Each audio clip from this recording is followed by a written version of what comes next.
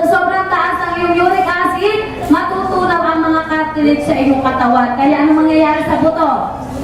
Ano mangyayari sa buto pag natunaw na yung pinaka-cartilage? Magkakaroon na po siya ng pagdidikit. Kaya pag naglakad ka sa Aerostrada, paano maglakad? Paano maglakad sa Aerostrada? Nakapamayroon pa yun.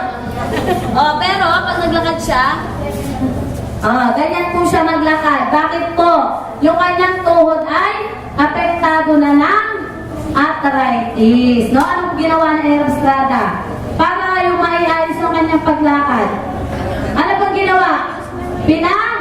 Pina-opera. Marami siyang pera pang pa-opera eh. No? Pina-opera niya yung tuhod niya, pinalagyan niya ng kneecap. No? Yung natunaw na cartilage, may inilagay doon, in-opera, tinaranslant, para maging cartilage niya, yung tinatawag na kneecap. Kaya lang, ano kaya yung lakad na Aerostrada ngayon? Nakita niyo